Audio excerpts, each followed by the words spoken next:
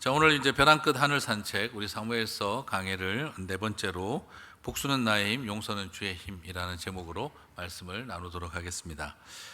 한국 드라마나 한국 영화에서 옛날에 제일 많이 나오던 주제가 뭘까요? 사랑, 그죠? 사랑, 겨울연가, 가을날의 동화, 뭐 일단 사랑 하여튼 영화 주제는 우리 한국 드라마의 단골 소재지요. 그러면서 또 많이 나오는 게 의외로 복수극입니다. 복수극. 그런데 한국보다도 복수극이 더 많이 나오는 거는 중국 영화나 드라마는 제가 어렸을 때 봤을 때 거의 대부분 복수극이었습니다. 우리 스승님의 복수, 우리 주군을 위한 복수, 또 배우자를 위한 복수, 또 그리고 부모님의 복수, 막 이게 많았고, 또 최근에도 보면은 배신한 배우자를 향한 복수, 막 이게 또 굉장히 많은 주제를 차지하죠.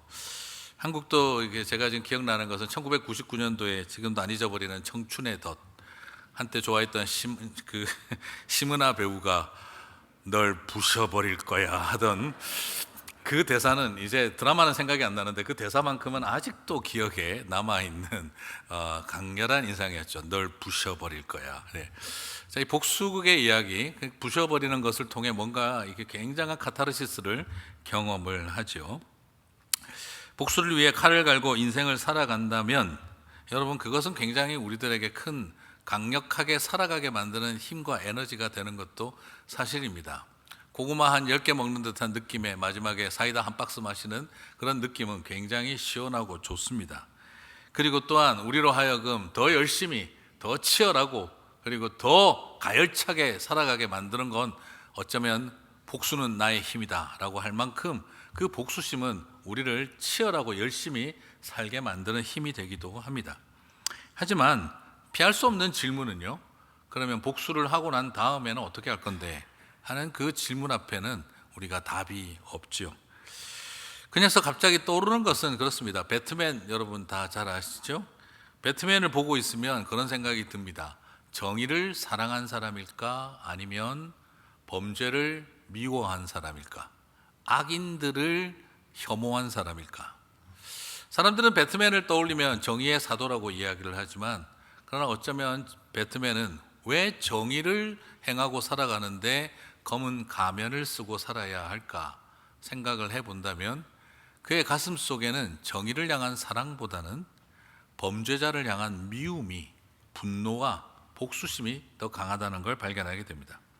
그래서 가장 인상적이었던 빌런 중에 빌런 그 투페이스와의 대화가 지금도 생각이 납니다. 얼굴이 두 개가 있는 투페이스, 그가 마지막 위험의 순간에 올 때 배트맨이 잡아주죠. 그때 그가 말을 합니다. 너는 내가 필요해. 나는 악의 화신이고 너는 정의의 사도지만 너는 나와 같은 악이 없으면 살아갈 이유를 몰라. 결국 너는 나를 살려줄 거야. 그렇게 말하던 대목을 보고 있으면 이 배트맨의 복잡한 심리와 내면 상태를 볼 수가 있습니다. 나는 악인이라도 죽이지 않는다라는 그의 숭고한 철학인지, 아니면 악인들이 있어야 자신의 존재 의미를 찾는 것이 배트맨의 불쌍한 내면의 현실인지 우리가 헷갈리기 때문입니다.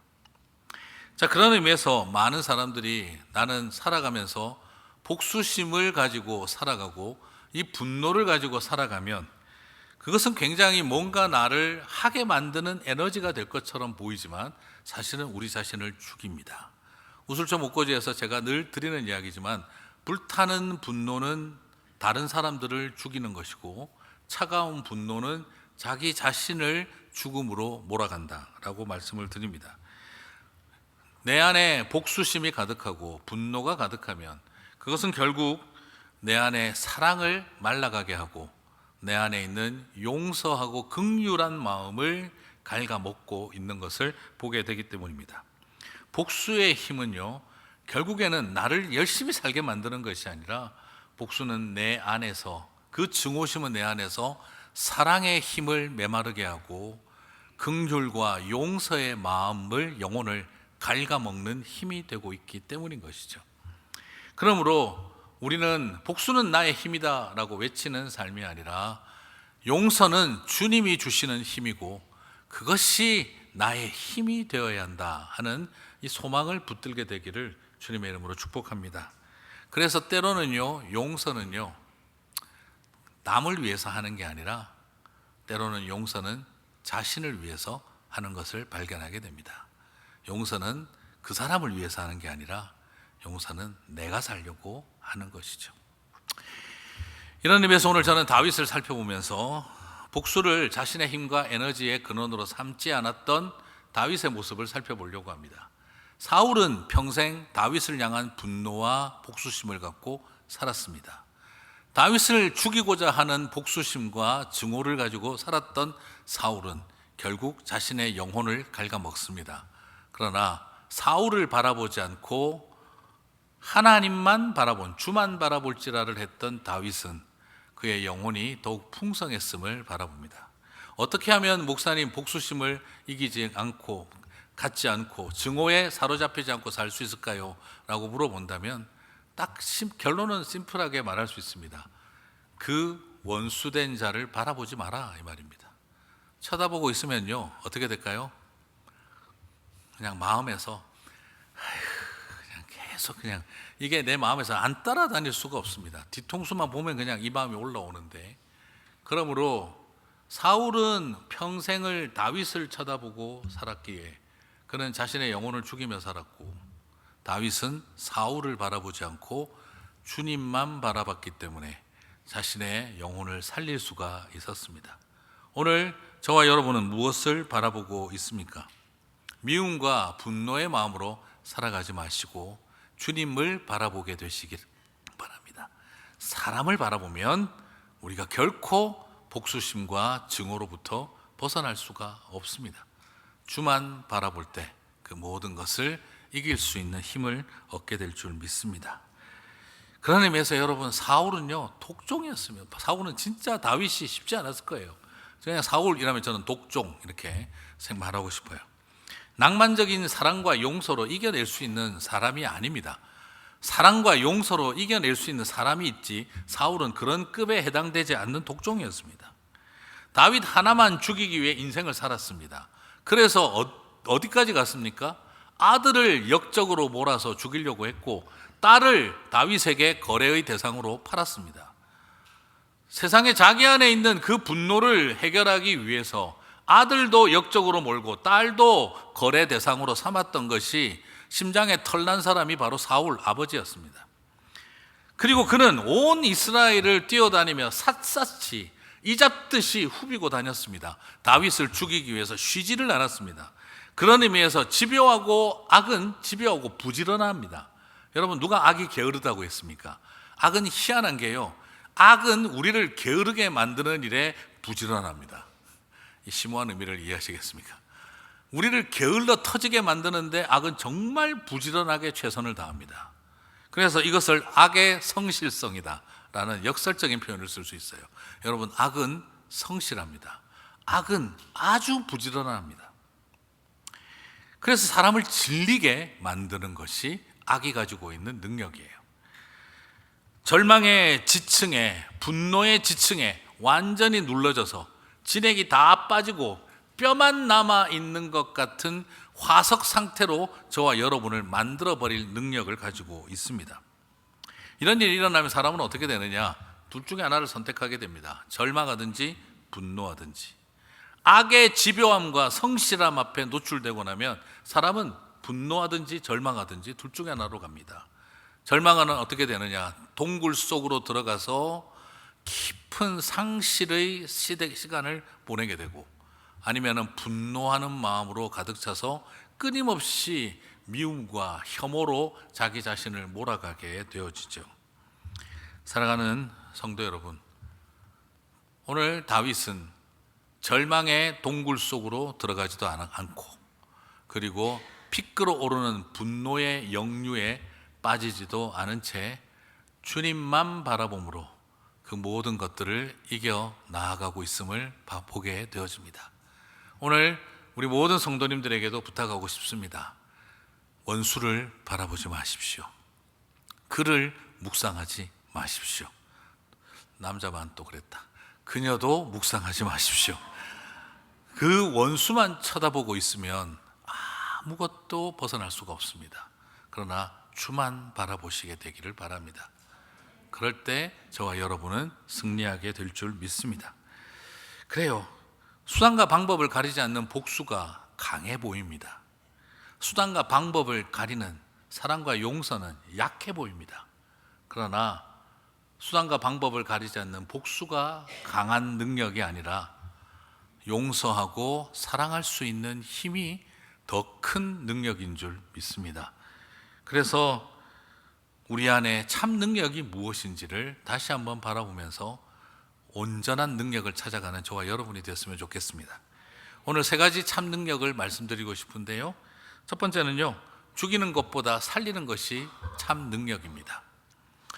여러분, 죽일 수 있지만 죽이지 않는 것, 죽이지 않는 것을 넘어서 살려주는 것, 그것이 참 능력입니다.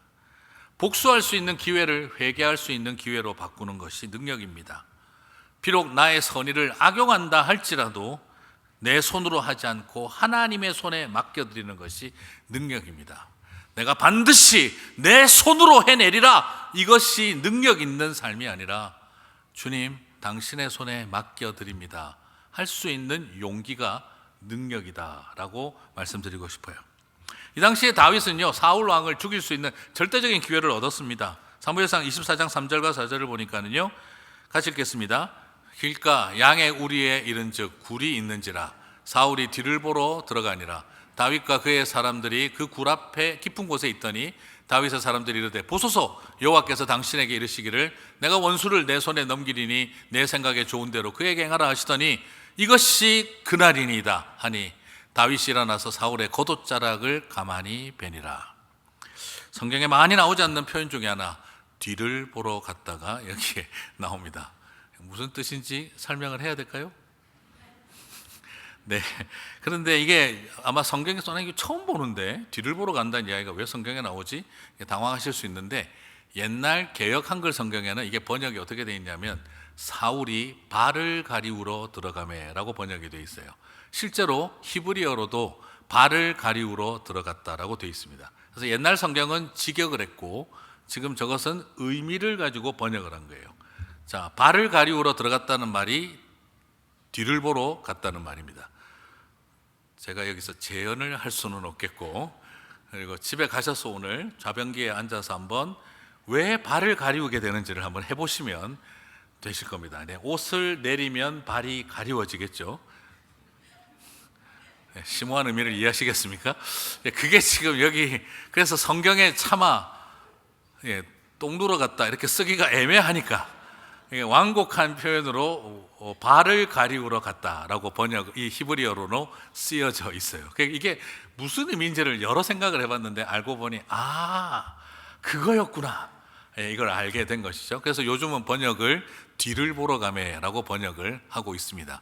굳이 무슨 의미인지를 이해가 가시겠죠. 자, 그러면 이건 확실한 기회입니다. 이건 피할 방법이 없어요. 너무 자세한 이야기를 하기가 참 그런데 중간에 끊을 수도 없고 이건 어떻게 할 수가 없는 상황입니다. 그렇기 때문에, 그러면 동굴이 크니까 뭐 쉽지 않았겠지, 그렇지 않습니다. 여러분, 여기에 이 염소 동굴이라고 하는 이 굴이 있는 위치가 이스라엘에 가서 보면은 다윗의 부하 600명이 들어갈 만한 큰 동굴이 있는 게 아닙니다. 거기에는 그런 동굴이 없어요. 완전히 사막 땅에다가 돌산으로 되어 있는 곳이라 큰 동굴이 없습니다. 그러면 어떤 동굴이 있느냐? 우리 여기 강대상의 한 절반 정도 되는, 이 무대의 절반쯤 되어지는 자그마한 사이즈의 굴들이 산에 수십 개, 100여 개가 있습니다. 그래서 겉으로 봐서는 굴이 있는지 보이지도 않아요. 그래서 야생 염소들이 기어 들어가서 숨는 곳입니다.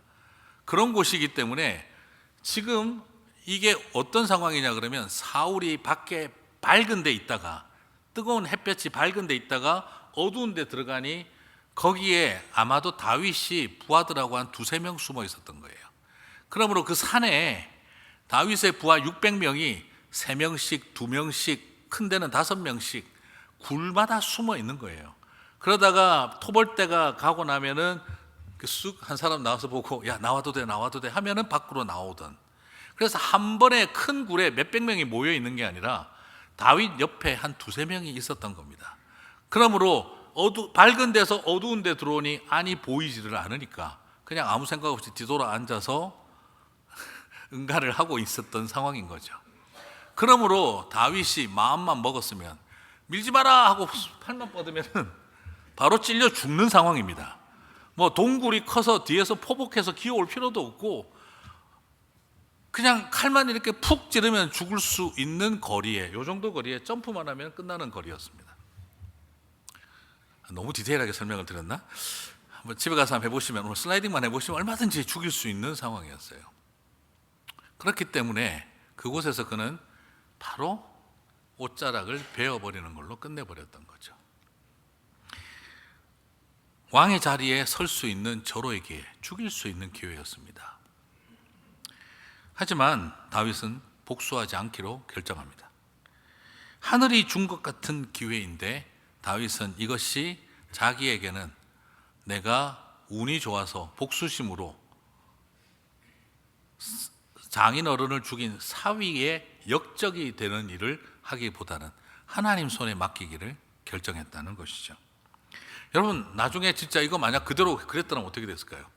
사울이 대변 볼 때 다윗이 죽이고 왕이 되었더라. 역사 이렇게 남으면 참 애매하죠, 그죠? 그리고 사울은 인생에서 가장 더러운 죽음을 경험한 사람이 되게 될 상황이었던 것이죠. 이거야말로 더러운 죽음 아니겠습니까? 자, 소위 영화에서 보는 피똥 싼다, 그 상태로 딱 갈 상황이었던 것이죠. 자, 이런 더러운 죽음을 당할 판에 이게 코미디가 되어버리는 일이 되는 겁니다.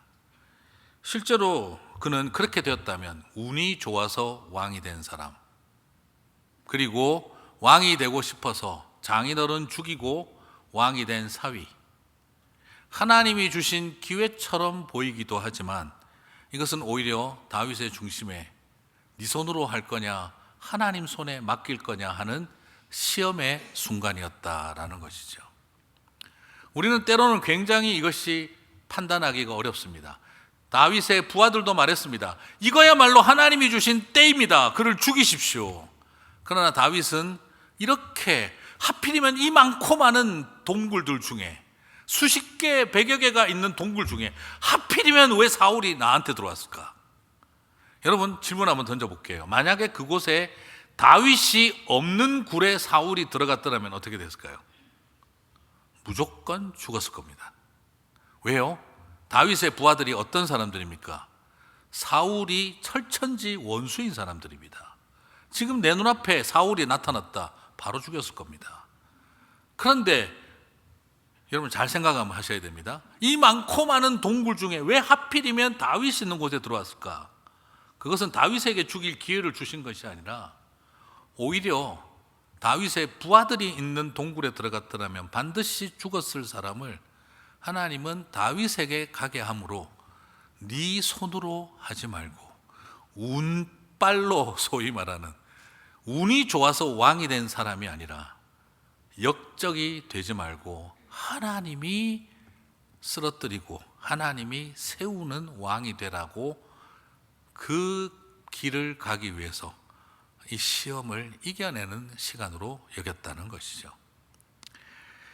오늘 이 일은 다윗으로 하여금 숨어있다가 재수 좋게 용변 보는 사울을 뒤에서 죽이고 자기 힘으로 운이 좋아 왕이 되게 만드는 일이 아니라 하나님 앞에 모든 것을 맡기고 거짓된 왕 사울을 하나님이 쓰러뜨리고 참된 왕 다윗을 하나님이 세우시기를 소망한 다윗의 기다림의 결단이었습니다. 저는 오늘 이 문제를 이렇게 바라보면서 죽일 수 있는 기회를 살릴 수 있는 기회, 부하들이 말하는 이것이 하나님의 뜻입니다 라고 할 때 하나님의 뜻이 무엇인지 분별할 수 있는 능력이, 그것이 참 능력인 줄 믿습니다. 오늘 저와 여러분에게 그 참다운 능력이 있게 되시기를 주님의 이름으로 축복합니다. 그리고 두 번째로 오늘 다윗에게 발견하는 참 능력은 강렬한 흔들리지 않는 강심장이 아니라 입새에 이는 바람에도 괴로워할 수 있는 그 감수성이 능력이다라고 말씀드리고 싶습니다. 여러분, 오늘 보시면은요, 사람이 힘들고 어려운 일이 생기고 나면, 생존이 윤리가 되는 삶이 되고 나면은요, 사람들은 모질고 겉세워집니다. 드세질 수밖에 없습니다. 현실이 그렇게 달달하지 않은데 내가 지금 앉아서 시인의 감성이니 용서니 사랑이니 이딴 마음 품을 그런 달달한 시간적 여유가 어디 있냐? 나를 죽이려고 드는 인간이 눈에 불을 켜고 덤비는데 용서의 힘, 사랑의 힘, 살리는 힘, 그런 아주 달달한 이야기 하고 싶은 마음에 여유 없다. 네가 죽느냐 내가 죽느냐의 싸움인데 거기에서는 강심장이 돼야지. 이것이 당연하게 강한 사람의 모습일 겁니다. 그런데 오늘 다윗은 그 길을 가지 않습니다. 아프게 만드는 사람 앞에서 오히려 자신이 아픔을 고백하는 사람으로 자신의 모습을 나타냅니다.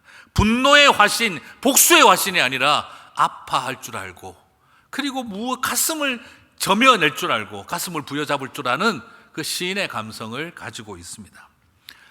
예전에 그전 교회를 다닐 때 남편이 먼저 빨리 떠나고 참 힘든 이민 생활에서 아이들 데리고 살아야 하던 자매님이 기도 제목이 뭐냐고 물어봤었을 때 이런 이야기를 하더라고요.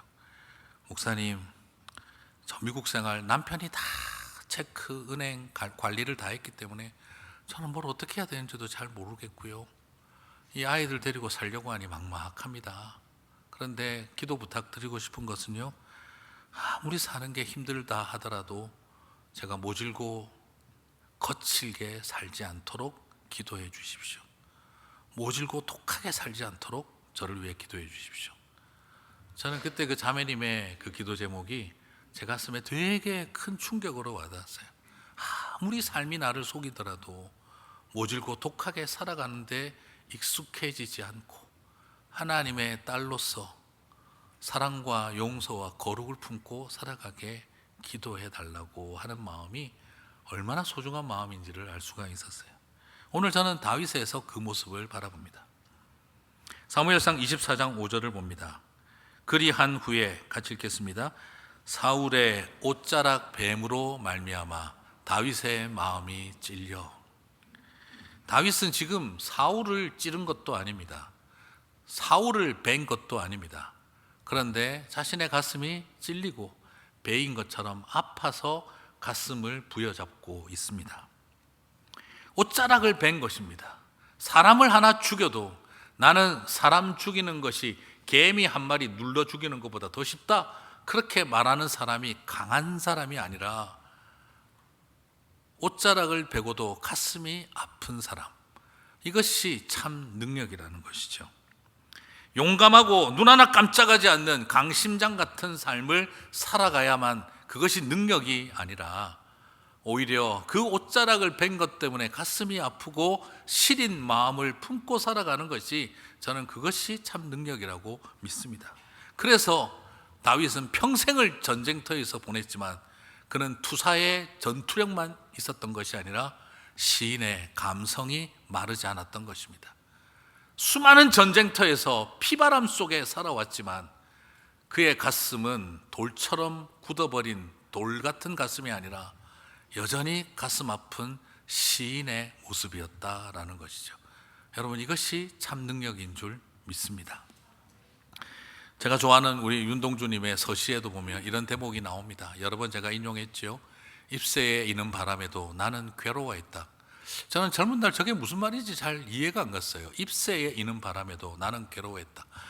너무 간지럽다, 이런 생각이 들기도 하겠지만 저 말의 의미는 무엇이겠습니까? 시인 윤동주가 살아가던 그 시대, 나무를 뿌리채 뽑아서 죽여버릴 것처럼 해놓고 또 어느 누구도 미안해하고 부끄러워하고 그리고 안타까워하지 않던 시대를 살았습니다. 그것을 바라보던 젊은 동주는 잎새를 흔들어 놓는 작은 바람만 바라봐도 마음이 괴롭다라고 함으로써 좀 우리가 미안해할 줄 알고 부끄러워할 줄 알고 가슴 아파할 줄 알면서 좀 살아봅시다, 이 말이었던 것이죠. 어떻게 나무를 뿌리 뽑채 뽑혀서 죽어버리게 만들고 500년 동안 자라온 나무를 이렇게 뿌리 뽑아 넘기고 나라를 팔아먹고도 미안해할 줄 모르고 부끄러워할 줄 모르고 그리고 가슴 아파할 줄 모르는 이 세상을 바라보면서 그는 ip새를 흔들어 놓는 그 작은 바람에도 괴로운 심정을 나누며 우리 좀 미안해 합시다. 우리 좀 아파할 줄 압시다. 언제부터 우리가 이렇게 무지하고 막지한 강심장들이 되었습니까? 그것을 도전하고 싶었던 것이죠. 사랑하는 성도 여러분, 오늘 이 땅을 살아가면서 눈 하나 깜짝하지 않는 사람들, 생명을 500명을 죽여놓고도 눈 하나 깜짝하지 않는 사울 같은 삶의 자리에서 그는 옷자락 하나 베어놓고 가슴 아파할 줄 아는 ip새에 이는 바람에도 괴로워하고 모든 죽어가는 것을 사랑했던 시인의 마음을 버리지를 않았습니다. 저는 다윗이 얼마나 위대한 용사인지를 말하고 능력을 자랑하고 싶은 것이 아니라 그가 얼마나 옷자락을 베고도 가슴을 부여잡았던 시인이었는지를 생각하며 그것이 참 능력이라는 것을 말씀드리고 싶습니다. 사랑하는 성도 여러분, 이 땅을 살아가면서 나만 옳다 그렇게 외치며 살아가는 이 세상 속에 가슴에 심장에 털난 것 같이 살아가는 이 세상 속에서 미안해할 줄 알고 그리고 사과할 줄 알고 그리고 가슴 아파할 줄 아는 그런 사람들이 있어야 그래도 이 세상이 사람 사는 세상 같지 않겠습니까? 성도들의 능력은 무엇이겠습니까? 다 죽여놓고도 눈 하나 깜짝하지 않는 강심장이 되는 것이 아니라 공동체 다 파괴시켜 놓고도 눈 하나 깜짝하지 않는 사람들이 아니라 미안해할 줄 알고 사과할 줄 알고 가슴 아파할 줄 아는 사람들이 하나님의 자녀들이시기를 주님의 이름으로 축복합니다. 세 번째로 그는 자기 혼자만 멋지게 사는 것이 능력이 아니라 집단적인 복수활국을 멈추게 하는 공동체를 지키는 능력을 가졌습니다. 지금 그곳에 모여있는 사람들이 어떤 사람들입니까? 다윗을 따라온 600명의 부하가 어떤 사람들이죠? 그들의 철천지 원수는 사울입니다. 그들이 왜 다윗에게 모였습니까? 다윗이여, 우리가 당신을 지도자로 삼아 드릴 테니 제발 우리의 원수를 갚아주십시오.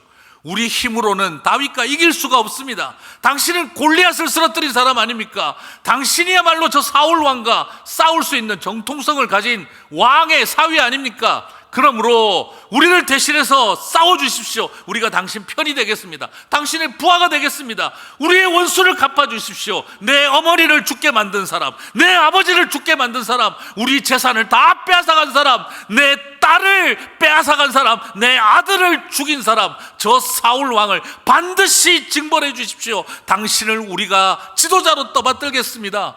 우리 편이 되어 주셔서 우리를 대신해서 복수해 주십시오. 이런 사람들이 지금 600명이 모여 있습니다. 만약 그렇다고 한다면 이런 상황에 다윗이 사울을 살려주면 그들은 어떤 마음을 갖게 될까요? 지금 다 사울 살려주자고 당신을 지도자로 뽑았습니까? 적의 적은 친구니까 우리가 하나가 된 거 아닙니까? 그런데 왜 우리의 원수를 살려줍니까? 그렇게 되면 그때부터 어떻게 될까요? 오히려 다윗을 향해서 공격할 수 있는 겁니다. 여러분 세상과 사람을 살아봐서 다 이해하실 겁니다. 저 인간 미워서 죽겠는데, 저 인간은 미워 죽겠는데 그래가지고 똘똘 뭉쳐서 편이 되고 당신을 우리의 대장으로 삼았다. 저 인간을 미워하고 무너뜨리는 일에 최선을 다해달라. 근데 갑자기 어느 날 화해를 해버려요. 그럼 어떻게 되죠? 너부터 죽어라 하지 않겠어요? 사람의 마음은 그렇게 되는 것이죠. 위험한 일입니다. 오늘 다윗은 굉장히 위험한 상황이었어요. 그런데 다윗은 소위 사람들에게 인기를 얻고 사람들의 지지를 받으려면 여기서 분명히 사울을 죽여야 합니다.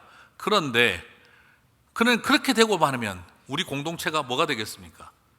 역적들의 모임, 장인을 죽인 페루나의 모임, 그리고 권력을 갖기 위해서 왕도 죽이는 소위 떼강도들이 되는 것입니다. 다윗은 자기 자신이 페루나가 되기를 원하지 않았고 역적이 되는 길을 자신을 따르는 사람들이 역적이 되고 때강도가 되기는 길을 가기보다는 하나님의 통치를 이루어낼 새로운 언약 공동체, 사랑의 공동체가 되기를 원했다는 것이죠. 그래서 그는 자신만 얼마든지 또 인간적으로 머리 쓰면 만들 수 있어요. 나는 내 손에 피 안 묻히고 저들에게 피 묻히게 하자. 나는 지도자로서 피 묻히고 싶지 않다. 그러나 그대들에게 저 원수 사울을 죽일 수 있는 기회를 줄게. 그대들의 어미를 죽인 자다. 그대들의 아비를 죽인 자다. 그들의 자식들을 빼앗아간 자들이다. 네 재산을 빼앗은 자다. 기회를 줄게. 그러면 다윗은 손에 피 안 묻히고 어떻게 할 수 있죠? 제가 이런 이야기 하니까 너무 나쁜 놈 같은데 그렇게 할 수 있는 것이 현실의 이야기입니다. 그리고 우리는 그런 사람들 많이 보고 살아갑니다. 의협심을 가진 젊은이들에게 어른들이 가서 그 의협심을 부추겨주고 정보를 살짝 흘려주고, 그러면 의협심 넘치는 젊은이들이 그래 우리가 하겠다 하고 어느 틈에 살수가 되고, 그리고 칼잡이가 되어버리게 만드는 아주 나쁜 일을 어른들이 하는 것을 볼 때가 있습니다. 다윗도 그런 짓 할 수 있었습니다. 그런데 다윗은 말립니다. 사무엘상 24장 6절 7절 자기 사람들에게 이르되 내가 손을 들어 여호와의 기름 부음을 받은 내 주를 치는 것은 여호와께서 금하시는 것이니 그는 여호와의 기름 부음을 받은 자가 됨이니라 하고, 같이 읽겠습니다. 다윗이 이 말로 자기 사람들을 금하여 사울을 해하지 못하게 하니라. 사울이 일어나 굴에서 나가 자기 길을 가니라. 여러분, 여기에서 다윗은 자기 혼자만 순결한 것이 아니라 자기와 함께하는 사람들이 역적이 되고 때강도가 되고 하나님의 뜻을 거스르는 사람들이 아니라 하나님의 뜻을 따라 새로운 사랑의 공동체, 언약 공동체가 될 수 있도록 우리 안에 있는 복수심과 분노가 움직이지 못하도록 막아줬습니다. 사랑하는 성도 여러분, 이것이 지도자고 어른이 보여야 할 능력입니다. 저도 참 많이 받고 당했습니다. 그냥 노회나 이런 데 총회 가도요, 어른들이 뒤에서 젊은 목사들 의협심 부추겨가지고 앞에서 칼잡이 시키고, 그리고 살수를 만들고, 그래서 온 그리스도인들의 모임이, 노회가, 총회가 피바다 되는 걸 한두 번 본 적이 아닙니다. 저것이 과연 어른인가? 자기들은 뒤에서 뒷짐지고 거룩한 척 기도하고 있고, 젊은 사람들 어설프게 정보 흘리고, 그리고 그들에게 의협심 부추기고 선동해서 살수를 만들고 칼잡이를 만드는 일들을 이 세상과 사회, 직장, 교회 얼마든지 볼 수 있는 부끄러운 현실입니다. 그것은 능력이 아니라 악한 것입니다. 그러나 오늘 다윗은 그들을 금하고 선동하지 않고 절제시키고 자제시키고 있습니다. 우리는 때강도가 되기 위해 모인 사람들이 아니라, 역적이 되기 위해 모인 사람이 아니라 하나님의 손이 나타나서 새 시대를 열어갈 것을 소망하는 사람들 아니냐? 그러므로 그대들의 끄집어내고 싶은 칼을 칼집에 채워두어라.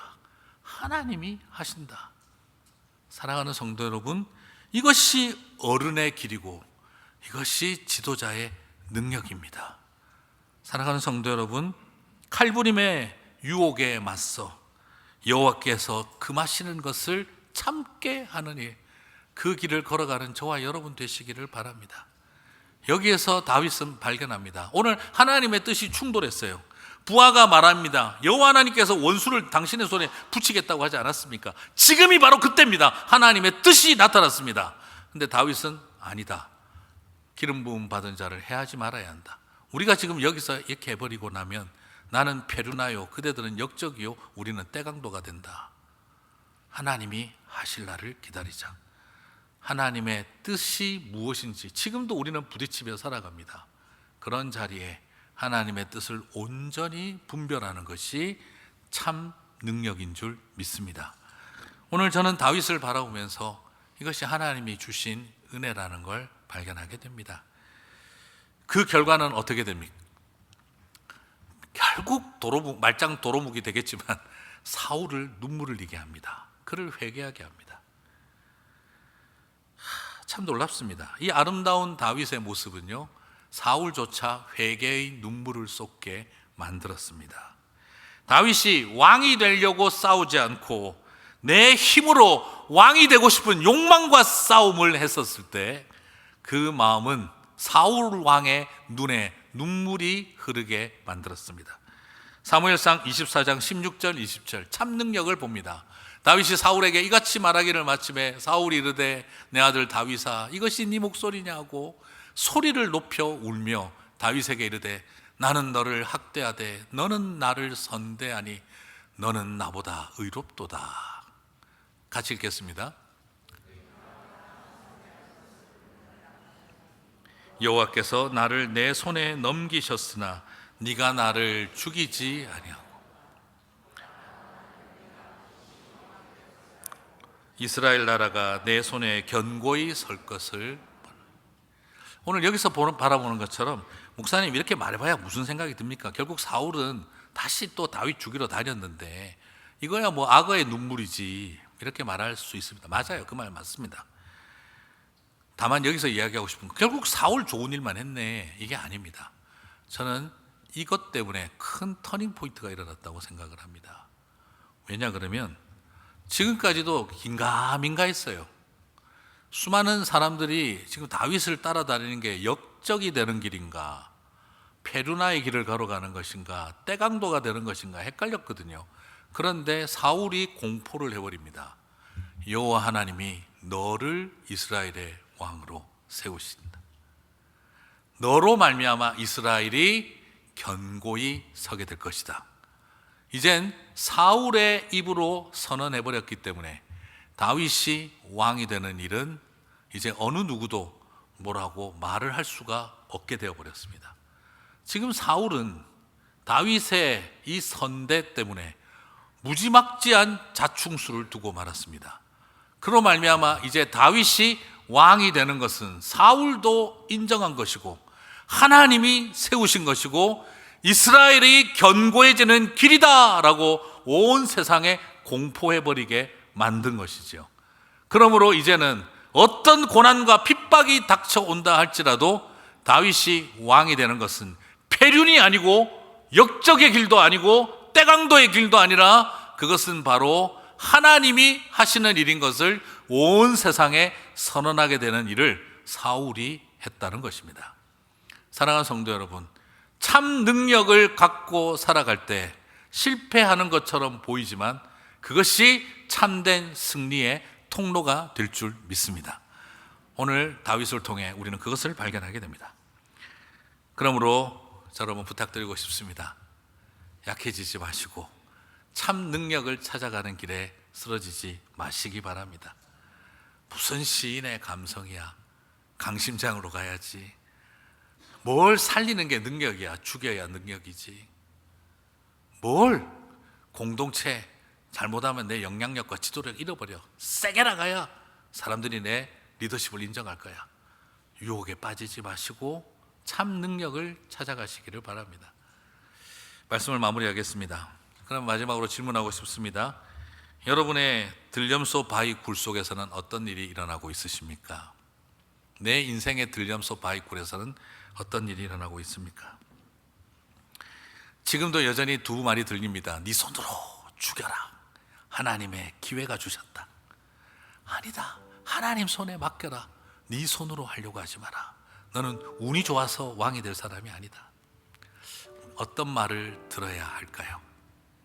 오늘 저와 여러분이 다윗의 참 능력을 갖게 되시기 바랍니다. 지난번에 말씀드렸죠. 크리스찬들이라고 할 수 있는 북미 인디언들, 네이티브 아메리칸들 중에 체로키 부족이 있습니다. 그 체로키 부족들이 늘 하는 말이 있는데 할아버지가 손자들에게 꼭 해주는 말이 있어요. 손자야, 네 마음속에는 두 마리의 늑대가 있단다. 하나는 어두움의 늑대고 하나는 빛의 늑대다. 어두움의 늑대는 미움과 분노와 원망과 그리고 복수와 원수 갚음과 혐오의 마음을 가진 늑대고, 빛의 늑대는 선함과 용서와 사랑과 기다림과 인내와 베품의 늑대란다. 두 늑대가 네 마음에서 항상 싸우고 있으니 그것을 이해하고 알아야 한다. 손자가 물어봅니다. 할아버지, 그럼 어떤 늑대가 이기나요? 네가 먹이를 준 늑대가 이긴단다. 결국 우리는 미움과 분노에게 먹이를 줄 것인가, 사랑과 용서에게 먹이를 줄 것인가. 결국에는 내가 먹이를 준 것에게 그것이 승리하게 된다는 이야기였죠. 크리스찬들이었던 그 체로키 부족의 그 이야기가 참 와닿는 이유는 오늘 다윗이 들어야 했던 두 말, 지금입니다, 죽이십시오. 아니다, 하나님의 손에 맡겨야 한다. 여러분의 이 돌염소 굴에서는 어떤 일이 일어나고 있으십니까? 여러분, 교회에서도 그렇고 마찬가지입니다. 옛날에 어느 선배 목사님이 저한테 그 이야기를 하셨어요. 목사들도 복수한다. 목사님들도 복수해요. 어떻게 해요? 설교 시간에 칼부림을 하십니다. 설교 시간에 칼부림을 하는데, 근데 재미난 것은 그런 이야기를 하세요. 뭐라고 이야기를 하냐 그러면, 오늘 너 들으라고 설교하면은요, 그 사람은 절대 충격 안 받는데요. 예, 그런 사람들일수록 강심장이라서 그건 나하고 상관없는 이야기다. 오늘 잘 들었습니다 하고 나가신대요. 근데 전혀 염두에 두지 않았던 사람이 칼 맞고 고통스러워 한다는 거예요. 그러므로 해봐야 쓸데없는 짓 하지 마라, 이 말인 거죠. 저는 그 이야기가 참 마음에 와닿습니다. 실제로 그래요. 나 오늘 이 설교 시간에 한번 칼을 휘둘러 보리라 하고 나면은요, 그 사람은 안 맞아요, 칼. 딴 사람이 맞아요. 근데 그걸 몰라요. 그게 우리가 빠지는 실수죠. 그러면 교인들은 또 어떻게 할까요? 기도 시간에 고소 고발 기도를 합니다. 하나님, 우리 담임 목사가요, 막 이러면서 이제,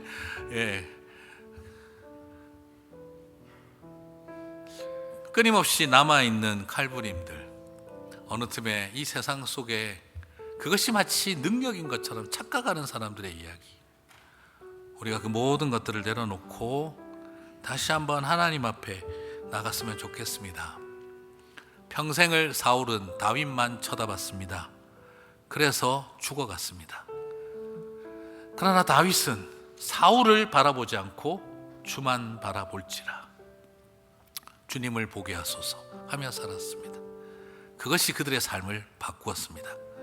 왕의 자리를 지키려고 사울이 몸부림치면 몸부림칠수록 사울은 왕의 자리로부터 멀어졌고, 다윗은 예루살렘으로부터 쫓겨나 멀리 가면 갈수록 하나님의 보좌 앞으로 나아갔습니다.